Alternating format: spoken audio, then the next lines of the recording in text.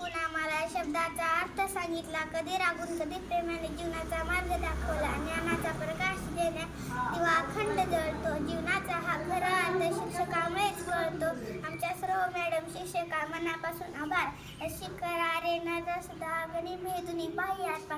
शिवरायामुळे झाले स्वराज्याचे स्वप्न साकार. स्वराज्य रक्षक तो शिवपुत्र संभाजी शंभूराजा. राजहित तुझी जिद्द पाहुनी थरथरला. औरंगजेब सारा जगाला शांतीचा संदेश देणारे तथागत गौतम बुद्ध स्त्री शिक्षणाचे कट्टर पुरस्कर्ते. महान क्रांतीवीर महात्मा ज्योतिबा फुले. आरक्षणाचे जनक राजश्री शाहू महाराज.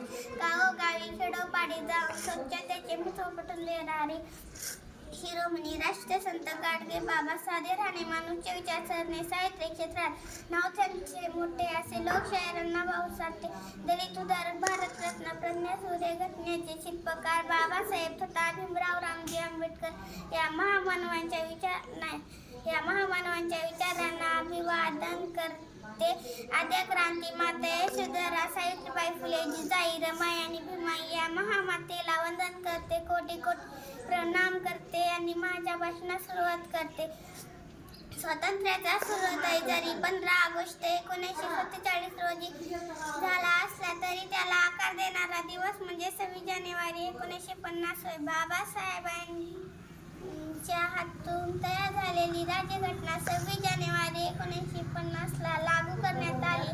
संविधान आपल्याला स्वातंत्र्य, समता, बंधुत्व, न्याय या मूल्यावर जीवन जगण्याचा हक्क देते. होय मित्रांनो, या देशात बाबासाहेबांना शिकण्यासाठी पुस्तक दिले जात नव्हते. त्याच बाबासाहेबांनी कसे पुस्तक लिहिले की त्याच्यावर आपला भारत देश चालतो, ते म्हणजे भारतीय संविधान. संविधान लिहिण्यासाठी 2 वर्ष 11 महिने 18 दिवस रक्ताचं पाणी करून, रात्रीचा दिवस करून राज्यघटना लिहून भारत देशाचे स्वागत केले. सरकारने 2015 प्रथम संविधान दिन साजरा केला.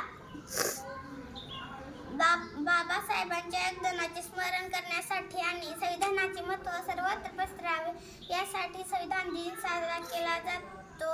संविधान म्हटले की आपल्याला बाबासाहेब आठवतात.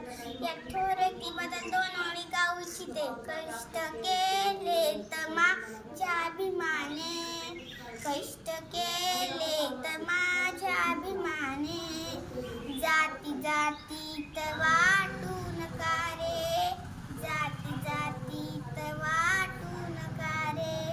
संविधान दिले भारताला, संविधान दिले भारताला, जाण त्याची तुम्हा राहू द्या रे, जाण त्याची तुम्हा राहू द्या रे.